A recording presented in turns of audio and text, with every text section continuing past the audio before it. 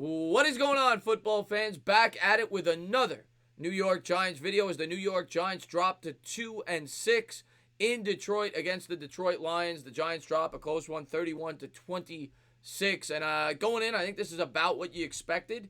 The line, I think, was 6.5. I predicted 27-21, so pretty close to the final score there. Giants lose by 5. Now, there's certainly a lot of things to talk about in this game, both pros and cons.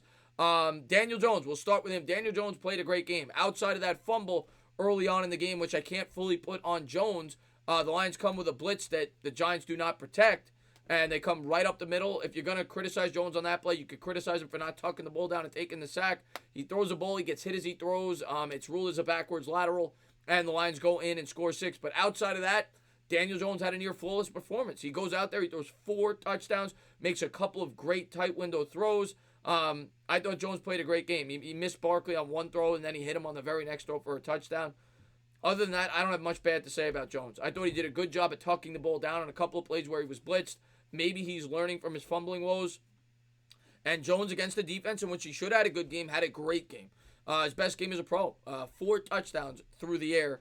Of course, he had 4 total touchdowns in his first game against the Bucs, in which he led us in a comeback effort. So Daniel Jones picked his face up off the mat, and he played great today off of a couple of disappointing games before this game. So that's the encouraging thing to take out of this game. We also had a couple of very good individual performances from the defense, from the younger players. I'll also talk about Saquon Barkley. Saquon Barkley made a couple of unbelievable runs, which we've come to expect. I also like how Pat Shurmur opened up the playbook. He used Barkley down the field on a lot of passing plays, wheel routes, hit him on a play over the middle in the passing game. Didn't so much use him on the short and check down routes. They tried to use him more out in open space. They even attempted a flea flicker in this game. So Pat Shurmur certainly opened up the playbook. I thought Shurmur did a better job of play calling in this game. They also, like Bad Dog and myself, talked about in the stream early on, did adjust and got to that offset I formation, which definitely set up some plays down the field, being that the Giants were a threat to run the football.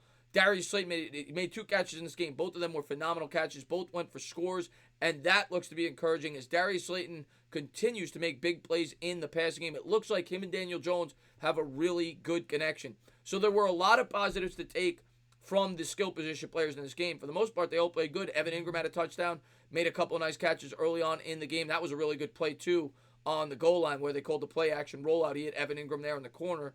So a lot of positives to take from the skill position players. The offensive line, I mean, overall, did not play very well. Barkley had a couple, one play I remember in particular where he did not have a good blitz pickup. But Nate Solder is trash, and I don't think we're gonna be able to trade this guy. He's probably the worst contract in football. He was abysmal in this game, and with 7 minutes to go in that game, he cannot get beat like that. He got beat like a drum, and Daniel Jones gets devoured for like a 15-yard loss. Killed the drive, killed the game. The game was over at that point. I know Jones comes back. He hits Gallman there. I think he made it a 4th and 6 after that. But can't happen. Nate Solder is awful. And everybody's telling me that we can't trade him because we won't have a left tackle. We don't have a left tackle. He is abysmal. In terms of the defense, I mean, yeah, you're going to see 31 points. First off, fumble recovery for 7. That's not on the defense. So they really only gave up 24 points. I thought the defense played pretty well overall, given what they had. Now, yes, they missed a couple of throws. The running back out of the backfield. DeAndre Baker had a really good game. He was great in coverage. Lorenzo Carter had by far his best game of the year. He had a sack, but it wasn't just that. He was creating pressure. Lorenzo Carter played really well. Grant Haley got a nice play there on the corner blitz with the blindside protection. Stafford didn't see it coming. We came up with 4 sacks overall. In terms of the defense, our safety position was bad. We got killed on those 2 deep throws by Stafford, the trick play, and I think it was Thomas on one and Antoine Bethea, who continues to play. I don't know why. We need to replace this guy from the starting lineup. He is awful, Antoine Bethea. I want to see Julian Love out there next week. I think it is time.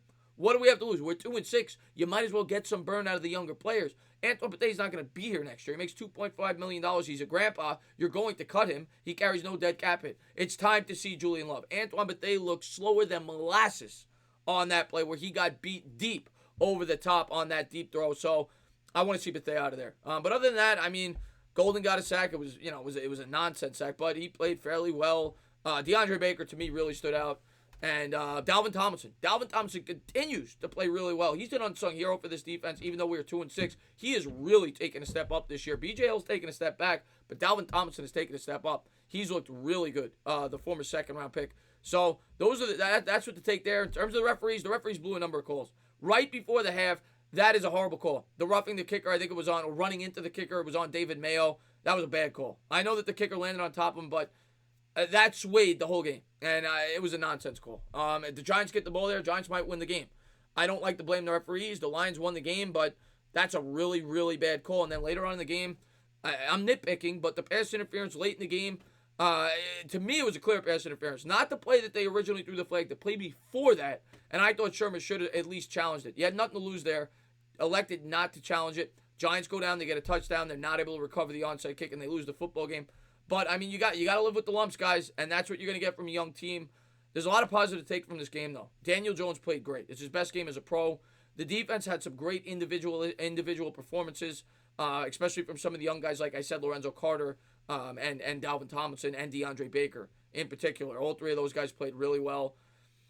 Yeah, you want to pick out some individual guys, you can, and there's certainly a lot of blame to go around, but this was a game we were supposed to lose. Nate Solder, I pray we could trade this guy. He cannot be a left tackle next year. He's horrible. If anything, you have to switch him to the right, but he is awful. And hopefully the Giants get things going next week. We got the Cowboys on Monday Night Football. And hopefully, like last year, we have a strong second half. If not, the silver lining will be we'll have another high draft pick. But we'll have to wait and see. The rest of this year is about development. We're going to see the defense get better and better each week, hopefully, and Daniel Jones continue to progress. And this was a big step for him. He definitely answered some of the critics today. 4 touchdown performance, no interceptions. Had another fumble, but I'm not going to really put that fully on him. As always, guys, if you liked what you watched, please subscribe. Drop a comment. Maybe give me a little thumbs up. Cheers.